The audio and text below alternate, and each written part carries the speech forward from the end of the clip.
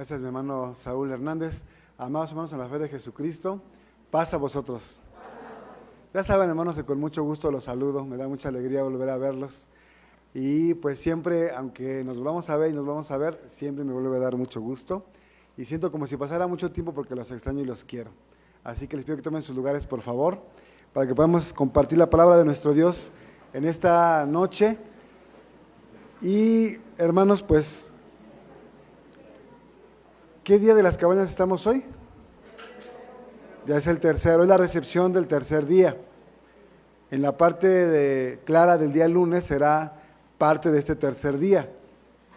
Entonces vamos en el tercer día de las cabañas y vamos a estudiar un tema que me parece que siempre trae una pregunta consigo de manera indirecta. El tema de hoy es las 10 tentaciones en el desierto. Las 10 tentaciones en el desierto. Y antes de entrar en materia les quiero hacer una pregunta para que vayan ustedes pensando. ¿Es lo mismo una tentación que una prueba? Es para que lo vayan pensando, hermanos. Unos ya están muy decididos, me parece muy bien. Qué bueno que ya estén muy convencidos de su respuesta. Ahorita vamos a ver, hermanos, el significado de cada palabra, pero hay que considerar dos cosas. La primera que tenemos que considerar siempre es que cuando nosotros tomamos la palabra de Dios en nuestras manos, tomamos una versión traducida del texto sagrado en nuestro idioma, que es el idioma español, que por cierto, nuestra versión acostumbrada se revisó por última vez en 1909. ¿Qué significa esto? Que es el español que se ocupaba en 1909. Entonces, por esa razón decimos, por ejemplo, pasavoz, en lugar de un español de 2023. ¿Cómo dicen muchos jóvenes ya en 2023? Ya no dicen pasavoz. ¿Cómo dicen algunos? Paz a ti, o nada más dicen paz. Paz, ya sabemos que están diciendo pasavoz en un español más moderno. Entonces, primero que considerar es que nuestra versión de la Biblia está en español. Entonces, lo segundo a considerar es revisar qué dice el texto. No podemos decir el original porque los textos originales no existen. Cuando la Biblia comenzó a tener forma, por lo menos en el Nuevo Testamento, los discípulos de Jesús no sabemos que hayan comenzado a escribir, sino que comenzaron a hablar la palabra de Dios y empezaban a contar a las gentes de muchas naciones, desde Jerusalén hasta el último rincón del mundo, empezaron a platicar la historia de Jesús, para que la gente supiera que había habido un hombre que fue enviado por Dios para rescatar a la humanidad. Entonces era hablado. Pasó tiempo para que alguien dijera, oigan, esto que conocemos nosotros, hay que ponerlo por escrito porque ¿qué va a pasar más adelante? Un día no voy a estar o no va a estar el que lo escuchó del que lo vivió, hay que ponerlo por escrito. Y empezaron a escribirlo. Pero las primeras copias, hermanos, pues como eran de materiales de naturaleza orgánica que se descomponían rápidamente, se perdieron. Entonces, los escritos más antiguos que tenemos, la mayoría son del siglo V, del siglo VI, del siglo IV, muy pocos del siglo III, III. Entonces, hermanos, ¿qué decimos con esto? Ya estamos nosotros viendo una traducción de escritos que fueron copias de los originales que se escribieron, de lo que dijeron los que lo vivieron. ¿Qué quiere decir esto? Que a veces hay que buscar un poquito más profundo para encontrar qué dice el texto realmente. Por eso vamos a analizar esta lección con esa perspectiva, y después de eso tenemos que llevarnos algo nosotros, porque si nada más contamos la historia de lo que pasó, de esas 10 tentaciones en el desierto, pero nosotros salimos de aquí igual que como entramos, entonces se habrá perdido mucho tiempo. Porque si perdemos cada quien 40 minutos, ¿cuánto tiempo estaremos perdiendo todos juntos? Pues muchas horas, y el tiempo es lo más valioso que tenemos, porque el tiempo es nuestra vida misma. Entonces vamos a encontrar al final una enseñanza para nuestra vida práctica. Y tenemos una lectura bíblica en Números capítulo 14. Así que les pido que me acompañen, hermanos, a Números capítulo 14. Aquí está nuestra lectura bíblica. ¿Qué libros son los que narran la estancia de Israel en el desierto, hermanos? En lo que encontramos les voy preguntando. Éxodo, claro, porque ahí es donde salen, ¿verdad? Incluso la gente dice hoy el éxodo cuando alguien sale de donde de donde estaba. Muy bien, ¿qué otro libro aparte de Éxodo? Levítico, también Levítico, muy bien. ¿Qué otro libro? Deuteronomio, y nos falta uno. Pues Números, el que vamos a leer, mis hermanos, correcto. Claro, ustedes pueden encontrar a otros personajes hablando de esto. Pueden encontrar en el libro de los Hechos a Esteban hablando de estas épocas. Pueden encontrar a Nehemías narrando historias de aquí, algunos salmos que hablan de esa época. Pero ahorita vamos a ver Números capítulo 14. Vamos a leer desde el versículo número 8. Dice Números 14, 8 en adelante, mis hermanos, de la siguiente manera. Si Jehová se agradare de nosotros, Él nos meterá en esta tierra y nos la entregará, tierra que fluye leche y miel. Por tanto, no seáis rebeldes contra Jehová, ni temáis al pueblo de aquesta tierra, porque nuestro pan son. Su amparo se ha apartado de ellos, y con nosotros está Jehová. No los temáis. Entonces toda la multitud habló de apedrearlos con piedras. Mas la gloria de Jehová se mostró en el tabernáculo del testimonio a todos los hijos de Israel. Y Jehová dijo a Moisés: ¿hasta cuándo me ha de irritar este pueblo? ¿Hasta cuándo no me ha de creer con todas las señales que he hecho en medio de ellos?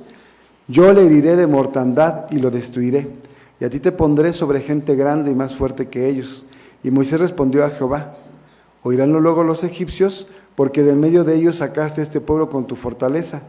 Y lo dirán a los habitadores de esta tierra, los cuales han oído que tú, oh Jehová, estabas en medio de este pueblo, que ojo a ojo aparecías tú, oh Jehová, y que tu nube estaba sobre ellos, y que de día ibas delante de ellos en columna de nube, y de noche en columna de fuego, y que has hecho morir a este pueblo como a un hombre. Y las gentes que hubieren oído tu fama hablarán diciendo: ¿por qué no pudo Jehová meter a este pueblo en la tierra de la cual les había jurado? Los mató en el desierto. Perdón, hermanos, es que vi una referencia y lo leí como signo. Voy a volver a leer. Porque no pudo Jehová meter a este pueblo en la tierra de la cual les había jurado, los mató en el desierto. Ahora, pues, yo te ruego que sea magnificada la fortaleza del Señor, como lo hablaste, diciendo: Jehová, tardo de ira y grande en misericordia, que perdona la iniquidad y la rebelión, y absolviendo no absolverá al culpado, que visita la maldad de los padres sobre los hijos, hasta los terceros y hasta los cuartos. Perdona ahora la iniquidad de este pueblo, según la grandeza de tu misericordia, y como has perdonado a este pueblo desde Egipto hasta aquí. Entonces Jehová dijo: yo le he perdonado conforme a tu dicho, mas ciertamente vivo yo, y mi gloria hinche toda la tierra, que todos los que vieron mi gloria y mis señales que he hecho en Egipto y en el desierto, y me han tentado ya 10 veces, y no han oído mi voz, no verán la tierra de la cual juré a sus padres. No, ninguno de los que me han irritado la verá. Amén. ¿Qué les parece esta narración, mis hermanos? Tiene mucha información al respecto de lo que pasó con Israel. Hace un pequeñísimo resumen de un periodo de tiempo en el cual Israel vivió maravillas de parte de nuestro Dios, que era razón más que suficiente para creer en Él. El Señor Jesús, cuando Él vino a la tierra, hizo muchos milagros y prodigios, según dice Hechos capítulo número 2. Hechos 2 dice que Jesús hizo los milagros. Jesús mismo dice: es que si se hubieran hecho milagros como los que ustedes han visto, otras naciones que fueron destruidas por su pecado, se hubieran creído. Y menciona, por ejemplo, a Sodoma y a Gomorra. Si ellos hubieran visto esas cosas, hubieran pensado diferente. Y ustedes que han visto esas maravillas no las han aprovechado. Esas palabras de Jesús a sus contemporáneos aplican perfectamente para los israelitas de la época de Moisés. Porque vieron tantas cosas que de verdad era muy difícil que alguien dijera: pues es que yo no creo, o a mí no me interesa servirle a ese Dios. ¿Cómo no te va a interesar? Simplemente, hermanos, los extranjeros que estaban con el pueblo de Israel, ¿cómo veían al Dios de Israel cuando las plagas de Egipto? Dicen: este Dios sí tiene poder. ¿Cómo lo sabemos? Porque Éxodo capítulo 12, después de establecer el procedimiento para la Pascua, dice: van a haber algunos de otras naciones extranjeros que van a querer celebrar contigo la Pascua. ¿Pero por qué? Porque ya observaron las 9 primeras plagas y vieron que el Dios de Israel sí tiene poder y que sí cumple su palabra. Y entonces piensan que les conviene más estar del lado de ese Dios que de cualquier otro lado. Entonces la gente que estaba alrededor de Israel podía notar que convenía estar del lado de ese Dios, el Dios de Israel. Sin embargo, dice nuestro Dios, hace un reclamo al pueblo y le dice, y sin embargo ustedes, después de todo lo que han visto, en este corto periodo de tiempo, ya me han tentado, ¿cuántas veces? 10 veces. Y este pasaje, hermanos, eso es un dato ahí como en paréntesis nada más. Me parece muy interesante porque dice en uno de los hay dos versículos que me llaman mucho la atención dentro de todo lo que menciona, y uno de ellos es el versículo número 16. Porque Moisés, hermanos, fíjense a Moisés, que era un hombre espiritualmente grande. Moisés es un hombre que, ¿con quién se puede comparar a Moisés? Con Jesús, yo creo, solamente. ¿No? ¿Qué dije Moisés? ¿Qué le reveló Dios a Moisés acerca del nivel que tenía como profeta? Le dijo, va a haber otro como tú. Ay, Dios mío, ¿qué nivel tenía Moisés para que Dios mismo lo comparara con su Hijo Jesucristo? Un profeta como tú se va a levantar de entre tus hermanos. Entonces Moisés era un hombre muy grande espiritualmente hablando. Sin embargo, cuando habla con Dios para interceder por Israel, se ve muy, no sé, no voy a poner un adjetivo a esto, pero fíjense cómo negocia con Dios. Le dice, Señor, es que si tú no los perdonas ahorita, imagínate cómo vas a quedar tú delante de los demás. Pero ese es un razonamiento muy humano, muy de Moisés, porque realmente a Dios, ¿qué le podría preocupar lo que pensaran los demás? Si Dios mismo le dijo a Moisés, mira, no en este punto, más adelante, dice Dios, mira, ya me cansaron, ya no le veo futuro a este pueblo. Apártate de ellos porque los voy a destruir a todos y te voy a poner en un pueblo mejor. Entonces, dijera la pregunta, ¿qué se le da a Dios porque Israel haga o no haga? Por la opinión de los pueblos al respecto de Dios o de Israel. Dios es Dios y no depende de la opinión de nadie. Sin embargo, Moisés en su intento de interceder por el pueblo dice, Señor, por ti mismo hazlo.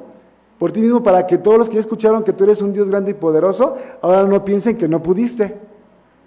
Y Dios, pues, obviamente no repara en el argumento de Moisés, sino más bien escucha la petición de un hombre santo y le concede la petición. Porque le dice, bueno, está bien, ya te hice caso, ya los perdoné.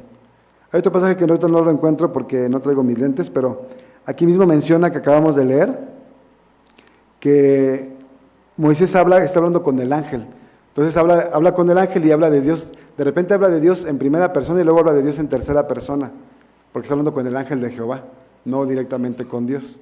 Pero bueno, hermanos, solo es como un detalle nada más en la lectura.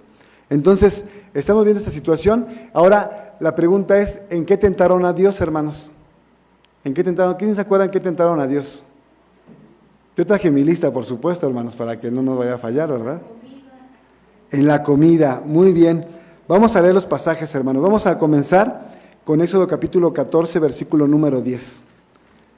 Dijimos que en Éxodo es el primer libro donde se comienza a hablar de la estancia de Israel en el desierto, porque aquí es cuando ellos salen. Éxodo capítulo 12 es cuando acaban de salir. Éxodo capítulo 14 es cuando empiezan a tentarlo. ¿Qué quiere decir esto, hermano Manuel? Que no tardaron nada en ver las maravillas de Dios a comenzar a poner a prueba la paciencia del Todopoderoso. Entonces fíjense cómo es Éxodo capítulo 14, versículo 10. Y cuando Faraón se hubo acercado, los hijos de Israel alzaron sus ojos, y aquí los egipcios que venían tras ellos, por lo que temieron en gran manera, y clamaron los hijos de Israel a Jehová, y dijeron a Moisés, ¿no había sepulcros en Egipto que nos has sacado para que muramos en el desierto? ¿Por qué lo has hecho así con nosotros, que nos has sacado de Egipto? ¿No es esto lo que te hablamos en Egipto diciendo, déjanos servir a los egipcios, que mejor nos fuera a servir a los egipcios que morir nosotros en el desierto? A ver, hermanos, ¿qué pasó aquí? Hermana Ceci, ¿qué pasó aquí? Bueno, que salen de Egipto, pero se encuentran enfrente el mar y a sus espaldas el ejército de Faraón que viene contra ellos. Y ellos, hermanos, pues eran familias, había adultos mayores, había niños, había bebés, ¿Habría mujeres embarazadas entre una población de cerca de 2 millones de personas? Pues claro que había mujeres embarazadas, y sus ganados también, y sus posesiones. Entonces, así como de nada más correr o meterse al mar no era una opción realmente. Entonces, en su condición humana, hermanos, yo creo que es algo que podemos entender, que sintieron miedo. Eso lo podemos entender nosotros porque también nosotros hemos experimentado situaciones en las que decimos, pues yo tengo fe en Dios, pero ahorita esto está muy complicado y sí tengo temor de que algo salga mal. Tanto quizás hermanos en el plano totalmente de la seguridad como es aquí, hay hermanos que han estado en situaciones donde hay asaltos, balaceras, realmente peligros de donde la vida está en riesgo. Hasta peligros como por ejemplo que lo van a correr de su trabajo y no sabe qué va a hacer después con los gastos de la casa, en fin, diversidad de peligros, hermanos, que hay y que aún, hermanos, a nosotros nos pueden generar un temor porque es algo muy humano. Esa parte lo podemos entender, pero la parte que Dios no pudo aceptar es que si ya habían visto el poder que Él tenía, en lugar de haber renegado, ¿qué debieron haber hecho? ¿Cómo? Debieron haberlo buscado y claro, seguir adelante. Eso es lo que hubiera esperado nuestro Dios, porque ellos no tenían manera de dudar. Ya habían visto tantas maravillas que no cabía en ellos esa opción, y sin embargo fue la opción que tomaron. De hecho, ustedes pueden ver que los que hablan con Moisés son un grupo de israelitas en los que casi nunca pensamos, o por lo menos yo no he pensado casi nunca en ellos. Yo siempre pienso en los israelitas que salen de Egipto al desierto como personas que clamaron a Dios, que buscaban a Dios y que le dijeron, Señor, líbranos de esta situación. Y he asumido, es algo muy particular, he asumido siempre que ellos querían irse de Egipto porque eran esclavos allí. Esa es como mi conclusión cada vez que leo esos pasajes. Pero cuando llego a este punto y veo Números capítulo 14, me doy cuenta que por lo menos había un grupo, no sé si era la mayoría o era una minoría, que realmente querían dejar, que no ser oprimidos, pero que no querían salir tampoco de Egipto. ¿Sí vieron conmigo la lectura, verdad? Le dicen a Moisés, oye, ¿no te dijimos desde Egipto que no queríamos salir de ahí? Querían la condición de libertad, pero dentro de Egipto, porque les gustaba la vida de Egipto. Y por eso le dicen, ahí estábamos súper bien, ¿para qué nos sacaste acá? Te lo dijimos desde antes, no queríamos salir acá. Entonces, hermanos, esa es la primera tentación.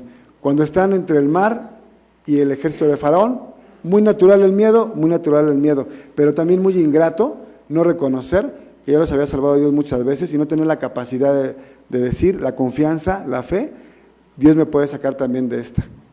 Ya me sacó muchas veces, ¿por qué no lo va a hacer ahora? Siguiente tentación, Éxodo capítulo número 15, versículo 22. Dice así, mis hermanos. Fíjense, esto le digo que es impresionante porque Éxodo 15 comienza con un canto que entona Moisés junto con el pueblo. Es decir, están agradecidos porque se salvaron del peligro de Faraón en el Mar Rojo. Entonces Moisés empieza a cantar y el pueblo lo sigue cantando. Ahí ustedes pueden verlo en sus casas tranquilamente, Éxodo 15:1. Pues para el versículo 22 ya están otra vez en otra actitud. Dice el versículo número 22. E hizo Moisés que partiese Israel del mar Bermejo y salieron al desierto de Shur y anduvieron 3 días por el desierto sin hallar agua y llegaron a Mara y no pudieron beber de las aguas de Mara porque eran amargas. Por eso le pusieron el nombre de Mara. Entonces el pueblo murmuró contra Moisés y dijo, ¿qué hemos de beber? ¿Qué pasó ahora, hermanos? La segunda tentación, ¿cuál es? El agua. Tenían sed y sí encontraron agua después de 3 días. Otra vez, hermanos, yo lo que quisiera hacer énfasis en la primera parte de las tentaciones es en que ustedes puedan identificarse, y yo también lo estoy haciendo, identificarnos con que las situaciones que vive Israel sí tienen razón para ponerse o para experimentar temor, miedo. Claro que sí, preocupación por ellos, por sus hijos, por sus ganados, por supuesto, son situaciones en las que el ser humano puede experimentar ese temor. 3 días sin encontrar agua. Las reservas pues probablemente se habían acabado. Quizás el primer día, quizás el segundo día, quizás acababan de terminar. Y llegan donde hay agua. Ya vieron que no es fácil encontrar agua porque llevan 3 días sin encontrarla. Y cuando la encuentran por fin, está amarga. Entonces, yo les preguntaba apenas a mis hermanos en Santa Úrsula, ¿cómo creen que se sintieron? ¿Qué emoción experimentaron? Y me dijeron ellos que frustración. Y con la frustración, hermanos, si ustedes están de acuerdo, pues también se experimenta tristeza, enojo, ansiedad, angustia, estrés, que a lo mejor se parecen mucho, ¿no? Habrá que ver qué tan sinónimos son esas emociones. Así se sintieron porque es normal, porque eran humanos. Pero otra vez lo que decimos es, bueno, sí, pero es que en lugar de decir, Dios mío, ayúdanos, porque mira cómo estamos, ¿cómo están los salmos, hermanos? Los salmos, hay muchos de ellos que son historias de personas que estuvieron sumamente angustiadas, en peligro de muerte también, pero que en lugar de reclamarle a Dios, pedían misericordia, pedían ayuda, apelaban al amor de Dios en lugar de renegar de Él. Esa es la gran diferencia. Por eso les digo, todos podemos identificarnos con estas historias, porque podemos sentir esas emociones negativas, pero lo importante es qué vamos a hacer con eso. Porque ahí estuvo la falla, en cómo reaccionaron después de esas situaciones. Entonces la segunda es que murmuraron por el agua en las aguas de Mara. La tercera, dice Éxodo capítulo 16, versículo 1 en adelante. Y partiendo de Elim, toda la congregación de los hijos de Israel vino al desierto de Sin, que está cerca entre Elim y Sinaí, a los 15 días del segundo mes, después que salieron de la tierra de Egipto. ¿Cuánto tiempo ha pasado de que salieron? ¿15 días? ¿2 meses y medio? A ver, hermanos, ¿cuándo salieron? 1 mes, porque salieron el 15 del primer mes, y estamos en el 15 del segundo mes. ¿Cuánto ha pasado? 1 mes exacto. Entonces, ha pasado 1 mes y vamos a ver qué va a suceder. Versículo número 2. Y toda la congregación de los hijos de Israel murmuró contra Moisés y Aarón en el desierto. Y les decían los hijos de Israel, ojalá hubiéramos muerto por mano de Jehová en la tierra de Egipto, cuando nos sentábamos a las ollas de las carnes, cuando comíamos pan en hartura, pues nos habéis sacado a este desierto para matar de hambre a toda esta multitud. Hermanos, qué cosa tan fuerte, porque ahora su nivel de rebeldía, su nivel de reclamo hacia nuestro Dios, los lleva a decir, Él mismo, si nos quería matar aquí, nos hubiera matado allá. Cuando acabamos de comer bien, porque es lo que dice, ¿no? Allá comíamos muy bien, allí nos hubiera matado. ¿Para qué nos trajo aquí a matarnos, pero sufriendo? ¿Matarnos de qué dijeron? De hambre. Fíjense, hermanos, lo difícil que fue esta situación, por la cual nuestro Dios decía, es que ustedes no van a entrar allá, porque no tienen el espíritu correcto para heredar la tierra prometida a sus padres. Entonces, la tercera tentación, ¿por qué fue? Por la comida. Y atención, porque otra vez nos podemos identificar con esa situación nosotros también. A veces la dificultad económica nos hace sentirnos en temor de decir, bueno, ¿y qué voy a hacer yo? O a lo mejor decimos, hermano Jorge Blanco, a lo mejor decimos, bueno, a mí ni siquiera me importa, pero mi familia. Y dices, eso ya me empieza a angustiar. Yo, pues como sea, pero mi familia, ¿qué va a pasar ahí? Son situaciones que la condición humana sí justifica el miedo.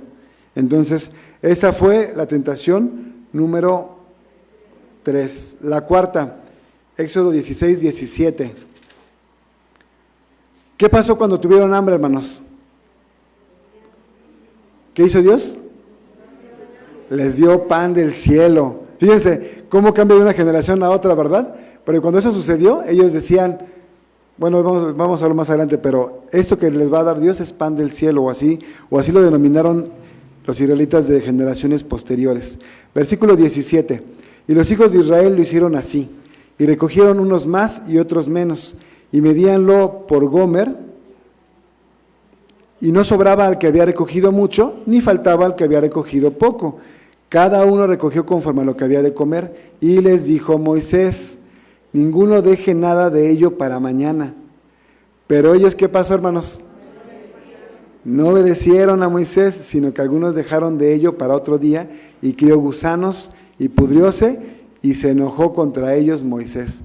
¿Quién se enojó más? Bueno, ahorita vamos a ver, ¿verdad?, qué va a pasar más adelante. Entonces, ¿cuál fue la cuarta tentación? Que desobedecieron al recoger. ¿Cómo dice el versículo 20? Al dejarlo para el día siguiente, más bien. Sí, porque dice que no importaba cuánto recogieran, no importaba, les iba a alcanzar. Entonces algunos dijeron, bueno, voy a llevarme otro poquito para mañana, así no salgo a trabajar. Ahí está para todos los que son perezosos, hermanos, tienen que tener cuidado. ¿Qué les pasó a los perezosos de ese momento? Dijeron, no, trabajo un día o amontono para varios días y no trabajo el día siguiente. ¿Qué pasó con ellos? Se les agusanó. Y no solamente eso, sino que hicieron enojar a Dios. Vamos a ver qué sigue, porque tiene que ver con el maná. Versículo 21, ¿esa qué número fue? Muy bien. Y recogíanlo cada mañana, cada uno según lo que había de comer, y luego que el sol calentaba se derretía. En el sexto día recogieron doblada comida, 2 gómeres para cada uno, y todos los príncipes de la congregación vinieron a Moisés y se lo hicieron saber, y él les dijo: esto es lo que ha dicho Jehová, mañana es el santo sábado, el reposo de Jehová. Lo que hubierais de cocer, cocedlo hoy, y lo que hubierais de cocinar, cocinadlo, y todo lo que os sobrare, guardadlo para mañana. Y ellos guardaron hasta la mañana, según Moisés había mandado, y no se pudrió, ni hubo en el gusano. ¿Cuál era el único día que no se iba a pudrir, hermanos? El viernes, ¿no? El viernes para sábado. De esa manera no tenían que salir el sábado a recoger. Pero ya sabemos cómo es el ser humano, y dice el versículo número 26, vamos a ir. En los 6 días lo recogeréis, mas el séptimo día es sábado, en el cual no se hallará. Y aconteció que algunos del pueblo salieron en el séptimo día a recoger y no encontraron. O sea, otra vez no hicieron caso. Y Jehová dijo a Moisés: ¿hasta cuándo no querréis guardar mis mandamientos y mis leyes? Miren que Jehová les dio el sábado, y por eso os da en el sexto día pan para 2 días. Estése pues cada uno en su estancia, y nadie salga de su lugar en el séptimo día. Así el pueblo reposó el séptimo día. Ahora quiero ir a otro punto, hermanos. Hemos hecho mucho énfasis en la primera parte acerca de que a veces se justifica la condición del pueblo de Israel, que tenían miedo y por eso fallaron. Ahora vamos a reflexionar en una segunda parte. La segunda parte que vamos a reflexionar en estas tentaciones es que a veces lo que hacemos, o muchas veces lo que hacemos nosotros, que hacemos mal, no lo hacemos pensando en que vamos a ofender a Dios. ¿O creen que sí, hermanos? Cuando un hermano, no quiero decir yo, o yo, digo una mentira, cuando hago algo deshonesto, cuando hago algo que está mal, cuando actúo con mala intención contra alguien, estoy seguro que en ese momento no estoy pensando, y con esto voy a hacer enojar a Dios, porque sería una falta de sentido común demasiado fuerte. No estamos locos para pensar así. Nadie quiere provocar a Dios directamente. Sin embargo, estamos viendo que a veces nuestra negligencia en no poner cuidado, en atender a lo que nuestro Dios nos pide, para Él es un acto de rebeldía. En no poner cuidado en lo que Él nos dice y hacer entonces lo que yo quiera y no lo que Él me está mandando, eso puede ser tomado como rebeldía. Entonces debemos de ser cuidadosos en observar lo que Dios nos pide. Porque dice el Señor en el 3er mandamiento: no creas que Dios te va a dar por inocente. No, porque ya te dio sus leyes para cumplirlas. El que no las cumplas, aunque tú no estés pensando en que lo vas a ofender, lo estás ofendiendo, porque te estás rebelando ante su majestad, ante su autoridad. No estás reconociendo que Él es el que manda. Estás diciéndole con tus hechos que crees que tú eres el que manda. Y claro que nadie va a decir: sí, yo pienso que yo mando y no Dios. Nadie va a pensar eso, por lo menos no dentro de su pueblo. A lo mejor una persona que no crea en Dios, pues puede ser que sí piense, ¿verdad? No, yo no creo en Dios, así que yo hago lo que yo quiera. Pero los que pensamos que creemos en Dios, nadie está en ese nivel de decir: lo voy a hacer y lo voy a desobedecer abiertamente. Sin embargo, cuando lo hacemos, Dios lo percibe como una rebelión ante Él. ¿Qué número de tentación es esta, hermanos? ¿La 5? Muy bien. Entonces, vamos a Éxodo capítulo 17, versículo 1. Y toda la congregación de los hijos de Israel partió del desierto de Sin por sus jornadas al mandamiento de Jehová, y asentaron en el campo de Refidim, y otra vez no había agua para que el pueblo bebiese.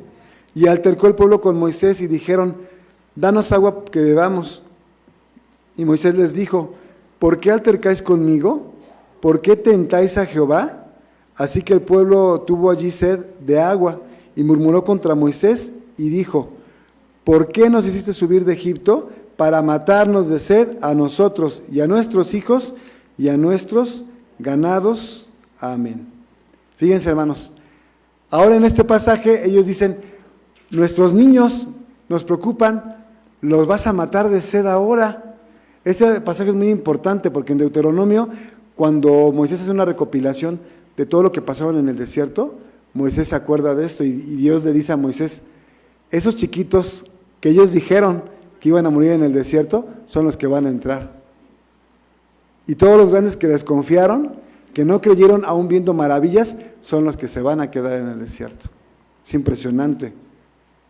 Y entonces, mis hermanos, en este punto vamos a revisar otro aprendizaje. Dice este pasaje que el pueblo tuvo sed, que murmuraron a Moisés diciendo que, déjenme leer otra vez, mis hermanos, altercó el pueblo con Moisés y dijeron: danos agua que bebamos. Y Moisés dijo: ¿por qué altercáis conmigo? ¿Por qué tentáis a Jehová? Otra vez, lo que hacemos muchas veces nosotros, hermanos, es inconsciente. Nadie está pensando en poner a prueba a Dios. ¿O ustedes creen que los israelitas estaban diciendo: vamos a probar a Jehová? ¿Creen que sí pensaron? No, simplemente se rebelaron y dijeron: no, otra vez estamos en aprietos porque no hay agua. Pero para Dios eso fue como una provocación. Y Moisés se lo dice al pueblo: tengan cuidado, porque se ponen ustedes muy groseros conmigo, pero ¿saben qué está pasando? Que el Señor, que es el que los trae realmente, yo solo soy un medio. Él es el que los trae a ustedes aquí. Él está tomando esto como si lo estuvieran tentando a Él. Eso es peligroso. Dice la misma Escritura que Dios no tienta a ninguno, ni es tentado de ninguno. ¿Qué quiere decir esto? Que realmente no estaban poniendo a prueba a Dios, pero Él se estaba sintiendo ofendido por la actitud del pueblo de Israel. ¿Qué punto es este, hermanos? Sexto. Séptimo, Éxodo 32, uno en adelante. Vamos más rápido. Ya vimos algunos aprendizajes, hermanos, que desobedecer a Dios es tentarlo, que a veces no somos conscientes de ello, pero así es, así lo toma nuestro Dios. Entonces tenemos que tener cuidado con esas situaciones. Éxodo 32, versículo 1 en adelante. Y habló Jehová a Moisés diciendo: mira, yo he llamado por su nombre a Bezaleel, hijo de Uri, hijo de Ur de la tribu de Judá, y lo he llenado de espíritu de Dios en sabiduría, y en inteligencia, y en ciencia, y en todo artificio, para inventar diseños, para trabajar en oro. Ah, sí, hermanos. Les dije 32, ¿verdad? Tienen razón, gracias, mis hermanos. Mas viendo el pueblo que Moisés tardaba en descender del monte, allegóse entonces a Aarón y dijéronle: levántate, haznos dioses que vayan delante de nosotros, porque a este Moisés, aquel varón que nos sacó de la tierra de Egipto, no sabemos qué le haya acontecido. Y Aarón les dijo: apartad los zarcillos de oro que están en las orejas de vuestras mujeres, y de vuestros hijos y de vuestras hijas, y traédmelos. Entonces todo el pueblo apartó los zarcillos de oro que tenían en sus orejas, y los trajeron a Aarón, el cual los tomó de las manos de ellos, y formólo con buril, e hizo de ello un becerro de fundición. Entonces dijeron: Israel, estos son tus dioses que te sacaron de la tierra de Egipto. Otro aprendizaje más, hermana Celia.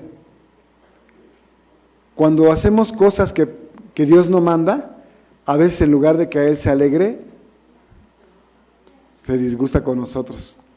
Eso nos recuerda, hermanos, ¿ustedes se acuerdan cuando David quiso traer el arca de Dios a Jerusalén? ¿Recuerdan ese pasaje?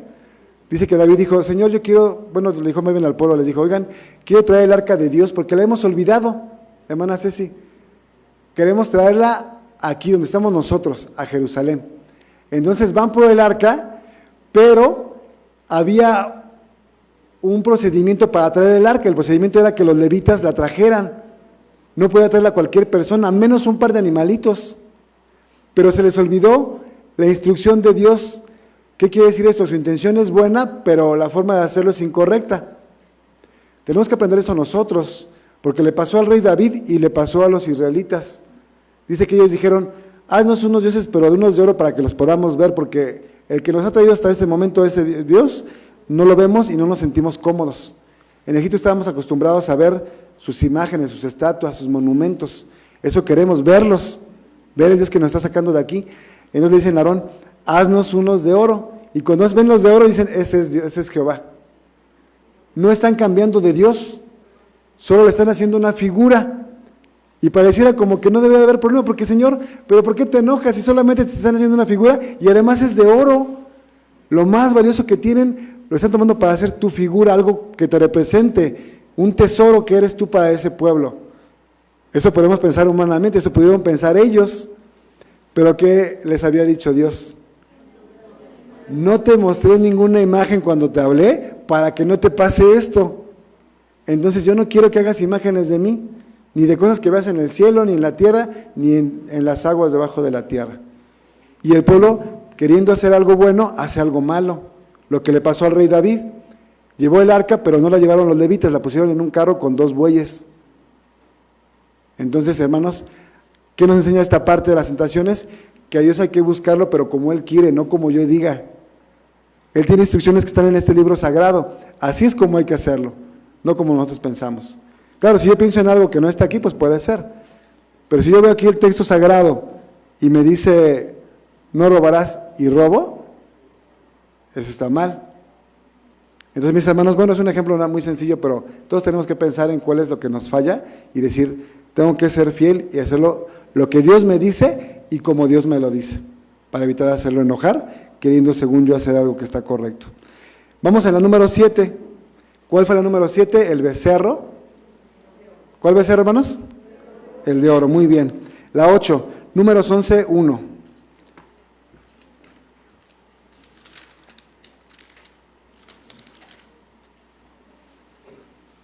Dice así, mis hermanos, el texto sagrado.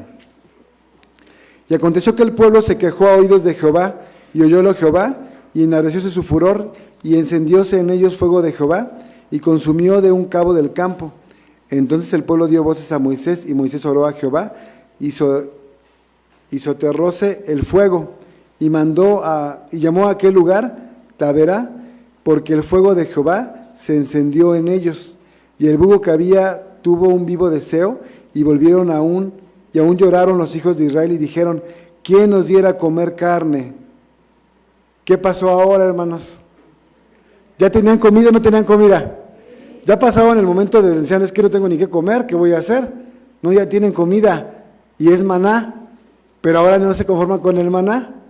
Hermanos, nuevamente yo les digo una cosa, ayer lo platicaba en la cena después del segundo día de fiesta, y decíamos, es que sí estuvo difícil un poco probar maná todos los días. De hecho, alguien nos preguntó en la mesa, nos hizo una pregunta, ¿tú qué comida podrías comer todos los días? Y ya pues obviamente sí hubo algunas opiniones, ¿verdad? Algunos dijeron, yo dije tacos de suadero, hubo otras opiniones, alguien dijo de birria pero con consomé y cosas así, pero dijimos, bueno, eso decimos ahorita, pero hermanos, si fuera lo que queremos, más nos gusta al levantarnos, y luego al mediodía, y luego antes de irnos a acostar, y al día siguiente volver a comenzar con esa comida, también entendemos que hay algo, o sea, sí es natural que ellos se sintieran un tanto cansados, aunque fuera pan del cielo, aunque fuera un milagro, sí podía pasar, pero volvemos al punto original. El tema es que lo que corresponde no es quejarse contra Dios, porque finalmente tenían que comer, y ellos ya sabían lo que era quedarse sin comer. Entonces no es posible que, sabiendo lo que es quedarse sin comer, no pudieran valorar que por lo menos tenían que comer, y que lo que debían haber hecho es decir, Dios mío, por favor, danos algo más, quisiéramos probar otra vez algo de carne. Ese era, o estoy mal yo, hermanos. ¿Qué es lo que tenían que hacer los israelitas en ese momento? Pues hablar con Dios y decirle, Señor, tú eres nuestro papá, eres nuestro padre. Dice Jesucristo, ustedes son papás y son medio malos. ¿Quién de ustedes le da una piedra a su hijo cuando le pide un pan? Nadie. ¿Por qué piensan que Dios va a actuar así? Esa revelación de Jesucristo les aplica a ellos también. ¿Por qué no le pidieron a Dios en lugar de quejarse? Siguiente enseñanza con este pasaje, hermanos, que a veces hacemos las cosas pensando que Dios no se va a dar cuenta. La murmuración es algo muy común, ¿verdad? El murmurar, decimos, pues nada más se lo dije a alguien. Pero ¿qué pasa cuando murmuramos? Pues que Dios lo escucha, Él siempre se entera de lo que decimos. Entonces, ¿qué quiere decir esto? Que tenemos que ser honestos y actuar bien públicamente y también cuando nadie nos ve. Tenemos que actuar siempre correctamente porque Dios está en todos lados. Siguiente tentación, mis hermanos, que es la número 9. Dice números 11, pero ahora el versículo número 4. Y el vulgo que había en medio tuvo vivo deseo de la carne. Es que el 11 fue la murmuración, hermanos. 11.1 es la murmuración y 11.4 es el tema de la carne. ¿Sí, mis hermanos? 11.1 es la murmuración, murmuraron contra Dios, y 11.4 se quejaron porque no había carne. Números 13 es la última, ya no vamos a leerla, solamente vamos a mencionarla. Números 13:26. ¿Qué pasó en Números 13, hermanos? En Números 13 es cuando están cerca de la tierra prometida. Ya pueden ver lo que les espera. Y como dicen aquí en México, como decimos muchas veces, a veces es cuestión de perspectiva. Hay quien es positivo y ve el vaso medio lleno, el positivo. El positivo lo ve medio lleno. Y hay quien lo ve desde un punto de vista negativo. ¿Y cómo lo ve el que lo ve negativo? Medio vacío. Y es el mismo vaso exactamente. Es el mismo vaso, pero es como lo ve la persona. En ese sentido decimos que entraron 12 hombres a explorar la tierra y 10 vieron el vaso como medio vacío y solamente ellos lo vieron como medio lleno. Entonces ahí murmuraron porque los que lo vieron medio vacío le dijeron al pueblo, es que no vamos a poder, eso está muy peligroso, si entramos ahí nos va a ir muy mal, ellos son como gigantes para nosotros, nos sentimos como langostas junto a ellos y ellos nos ven como langostas, es decir, nos ven como insectos junto a ellos. Esta guerra la vamos a perder. Entonces mis hermanos, dice nuestro Dios, y entonces hablan todos, murmuran todo el pueblo y dicen, vamos a regresarnos a Egipto. Ya nos cansamos de que no haya agua, de que no haya, ¿qué más? Comida como nos gustaba, enseñaban las cebollas, el pescado, los pepinos, ¿verdad que menciona el pasaje sagrado? Y los panes, muchas cosas se llamaban de Egipto. Dijeron, vámonos ya de regreso para Egipto. Y dice, pues como no quisieron entrar, no van a entrar. Pero tampoco van a regresar a Egipto. Ahí se van a quedar postrados. ¿Qué significa esto, mis hermanos? Significa que todo lo que hacemos tiene consecuencias. Todo lo que hizo Israel, cada decisión que tomó, fue sumando, fue abonando. También significa que Dios es paciente, pero tiene límite. Y que Dios les dio muchas oportunidades a cada uno de ellos para que pudieran decidir algo diferente y no tomaron la oportunidad, sino que traicionaron a nuestro Dios, porque renegaron de Él, porque se rebelaron, porque dudaron. Por eso el apóstol Pablo constantemente llama a esa generación de israelitas como incrédulos. No porque el apóstol Pablo lo pensara de sí, sino porque el Espíritu le decía, todos los incrédulos que estuvieron allá no pudieron heredar la tierra prometida. Por esa misma razón, mis hermanos, ahora tenemos nosotros que revisar cómo van nuestras vidas. Pero antes de pasar a ese punto que es la parte final, voy a revisar lo que les dije al principio. ¿Qué diferencia hay entre probar y tentar? Vamos a revisar, mis hermanos. Aquí traje una información para ustedes. Fíjense, hermanos, que en español vemos voy a empezar por el griego. La palabra tentar, ¿dónde está? Mateo capítulo 4, versículo 1 al 3. ¿Qué dice Mateo 4, 1 al 3, hermanos? ¿De qué habla Mateo 4, 1 al 3? Sí, muchos de ustedes ya saben, sin ver el pasaje, saben perfectamente que son las tentaciones de Jesús, muy bien. Pero vamos a leerlo rápidamente. Dice Mateo capítulo 4, versículos 1 al 3.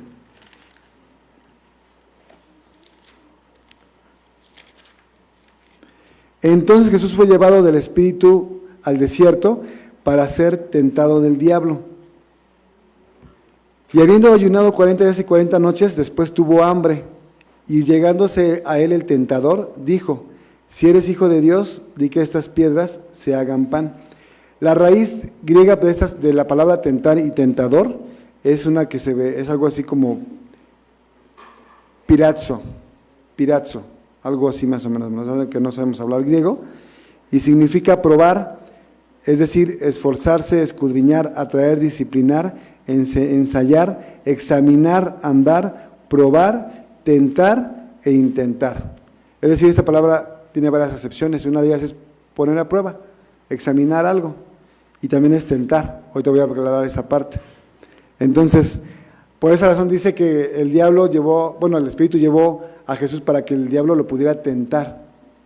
¿Qué significa que lo tentara, hermanos? Que lo puso a prueba, Ahora vamos a ver otro pasaje. 1 Corintios 7:5. También aparece ese mismo verbo griego, no verso. 1 Corintios 7:5 habla de este mismo verbo griego y fíjense cómo va a decir.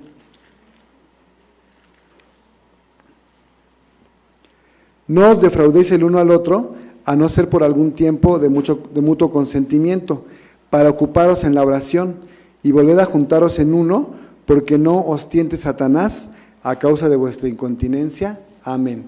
La palabra tentar otra vez es la misma que vimos en Mateo capítulo 4. ¿Qué quiere decir esto? Que cuando una pareja se separa, ¿qué puede pasar? Que el diablo ponga a prueba a esa pareja, ¿verdad? A ver si son capaces de ser fiel uno al otro. Entonces esa es la tentación de ese verbo griego. Ahora vamos a ver otro verbo distinto que ocupa también las Escrituras para la palabra prueba, pero van a ver ustedes cómo cambia el sentido. La otra palabra griega es dokimion, y significa prueba por implicación de confianza, experiencia o simplemente prueba. ¿Qué decimos con esto, hermanos? Que los verbos en el original griego, ambos pueden significar prueba. Pero el primero también puede significar tentación, mientras que el segundo puede significar experiencia.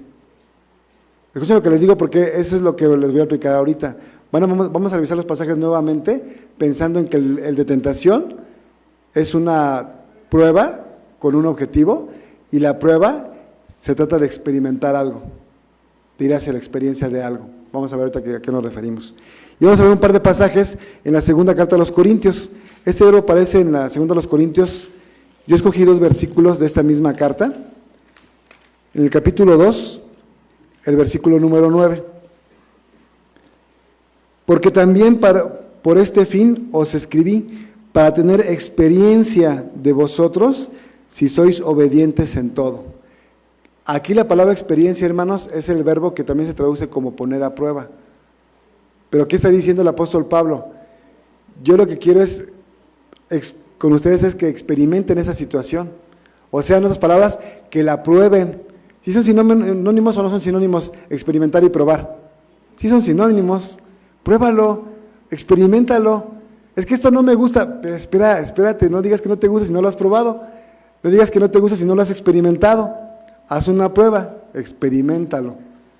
Esa es la cosa de la diferencia entre este verbo y el verbo anterior, que este puede significar experimentarlo y el otro significa poner una tentación. Vamos a ver el capítulo 8 de aquí mismo, el versículo número 2. Que en grande prueba de tribulación, la abundancia de su gozo y su profunda pobreza abundaron en riquezas de su bondad. Amén. En grande prueba de tribulación, la abundancia de su gozo y su profunda pobreza abundaron en riquezas de su bondad. ¿Qué quiere decir esto que acabamos de leer, mis hermanos? ¿Qué quiere decir? Dice que a veces nosotros pasamos por pruebas de cosas difíciles, pero ¿en qué sentido es una prueba? Porque ahora vamos a tratar de identificar cuál es la diferencia entre la prueba de la tentación y la prueba como una experiencia. ¿Qué diferencia ven ustedes, mis hermanos? ¿Qué diferencia ven? Pues la intención con la que se hace. Cuando hay una tentación, ¿quién pone las tentaciones? Satanás las pone porque tiene una intención. ¿Y cuál es la intención de Satanás? Que caigamos. Él pone una prueba para demostrar que no podemos ¿Y cómo lo sabemos? Porque hemos leído muchas veces la historia de Job. Y cuando Dios le dice a Satanás, mira Job, eres perfecto y recto, dice Satanás, bueno, pero porque no le has quitado algunas cosas. Él no está de gratis contigo. Él está porque tú le das cosas a él. Pero quítaselas y vas a ver cómo cambia. Y Dios le dice, bueno, adelante. ¿Por qué Dios lo deja que lo haga, hermanos? ¿Por qué Dios le permite a Satanás que someta a Job a esa prueba? ¿Por qué lo hace Dios? Yo creo que seguramente tienen razón lo que me dijeron, pero lo dijeron muy bajito y fueron muchos, así que no les escuché bien, pero sé que saben la respuesta, hermanos. Y a ver si estamos de acuerdo. La razón por la que Dios deja que Satanás tiente a Job es porque Dios sabe que Job puede con esa prueba. Sabe el resultado final. Dios conoce el corazón de Job y sabe que esa carga la puede llevar sin ningún problema. ¿Por qué razón ustedes no han pasado por una prueba como la de Job? Porque Dios sabe que no es la capacidad que tenemos nosotros. Pero les voy a decir una cosa, ustedes también han pasado por pruebas y han sido duras para ustedes, como yo he pasado por mis pruebas que han sido duras. Y alguna vez les he platicado aquí mismo, estando en Churubusco, les he platicado a ustedes que quizás yo en mi vida he vivido pocas pruebas difíciles. ¿Por qué? Pues porque a lo mejor Dios sabe que no tengo tanta capacidad para pasar algo más duro. Pero quien ha perdido un hijo, por ejemplo, ¿cómo se sienten esas personas? En la iglesia, a su esposo o a su esposa, antes de que llegue la edad adulta, ¿cómo se han sentido esas personas? En fin, muchas tragedias que pueden pasar en el ser humano, en la vida del ser humano, y que para esa persona es algo realmente duro. ¿Pero por qué le pasó? Porque Dios sabe que la persona puede con esa situación, puede con ese reto, puede salir adelante. Si no, no dejaría Dios que pasara eso. Dice la primera carta a los Corintios, en el capítulo número 10, versículo número 13. No os ha tomado tentación sino humana, mas fiel es Dios, que no os dejará ser tentados más de lo que podéis llevar. Antes dará también juntamente con la tentación la salida para que podáis aguantar. ¿Qué tal, hermanos? ¿Verdad que sí? Decimos, con razón Dios dejó que el enemigo pusiera a prueba a Job con la intención de que cayera.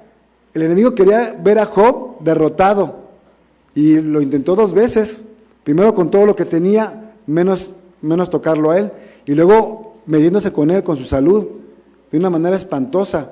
Dice que Job se rascaba, tenía desde la mollera hasta los pies el problema en su piel, y se rascaba con una teja constantemente, de tal manera que cuando llegaron sus amigos a verlo, él no había comido, solo estaba rascándose, sentado en ceniza, y dice que los amigos de Job no lo podían reconocer cuando lo vieron. Para que ustedes se imaginen lo que estaba pasando Job. Y entonces el enemigo decía, ahora sí va a caer, y no cayó. Entonces hay una intención negativa de Job, de Satanás, para que Job caiga. Esa es la tentación. ¿Y qué dice el apóstol Pablo? Pero cuando Dios ve eso, Él también da la salida. ¿Cuánto tiempo estuvo enfermo Job? No sabemos cuántos días, pero ¿saben qué sí sabemos? Todo el tiempo que podía resistir. Todo el tiempo que podía resistir. Porque si hubiera llegado a un punto Job en el que estuviera a punto de renegar, ¿qué creen que hubiera pasado? Si hubiera estado Job a punto de renegar y que ya un día más y hubiera renegado, ¿qué creen que hubiera pasado en ese momento? En ese momento Dios le quita la enfermedad. ¿Sí? Porque acabamos de leerlo. Porque Dios ve la tentación, no es que Dios nos tiente, sino que Él dice que deja que seamos tentados. ¿Qué pasó con Job? ¿Dios lo tentó o dejó que fuera tentado? Dejó que fuera tentado. Entonces eso pasa con nosotros también, que el diablo puede pedir como con Pedro. ¿Qué pidió con Pedro? Dice Jesús, Simón, hijo de Jonás, el adversario te ha pedido para zarandearte como a trigo, pero yo he pedido al Padre para que no te falte la fe. Entonces, ¿qué evitaba que Pedro sufriera de más? Pues Dios era el que lo evitaba. Y cuando Pedro negó, ¿qué pasó? ¿No podía con eso? Sí podía. Cuando le decían, tú vienes con ellos, ¿él podía tener el valor o no podía tener el valor? Sí podía, porque si no hubiera podido, no lo hubieran puesto en esa prueba. Todos somos puestos a prueba en una cosa que podemos pasar. Si caemos es porque decidimos mal.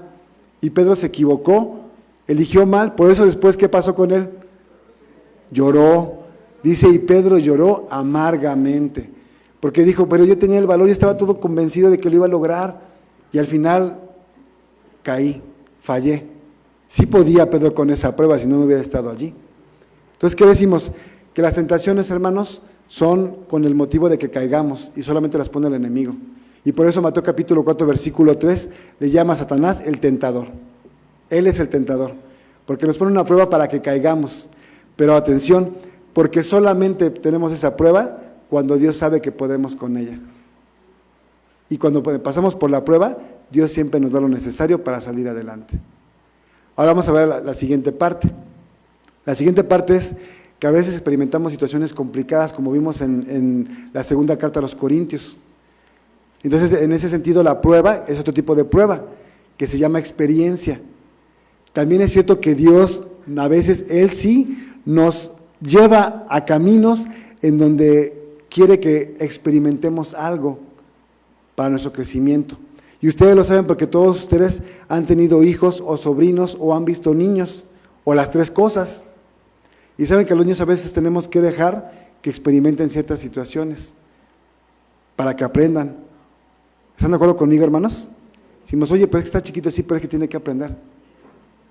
Ándale, camina, y no quiere caminar, pero se va a caer. Es que así aprendemos a caminar.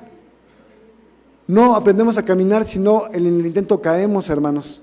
Es un aprendizaje que tenemos que experimentar.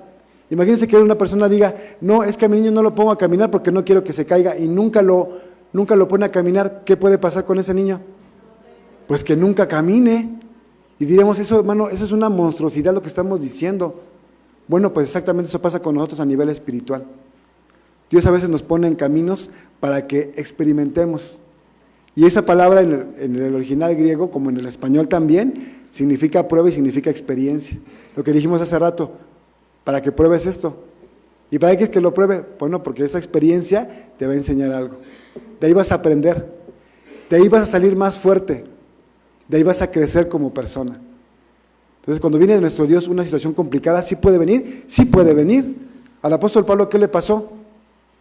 De todo. ¿Qué le pasó al apóstol Pablo? De todo, hermanos. Lo apedrearon, le pegaron con un látigo, naufragó, estuvo en la cárcel, dice peligro entre falsos hermanos, pasó hambre, lo mordió una serpiente. En fin, hermanos, el naufragio, le pasó de todo al apóstol Pablo. ¿Qué pasó con él? Dios lo llevó por esas experiencias. No es que lo estaban examinando como para ponerle una prueba de un examen, no. Pasó por esas experiencias por una razón.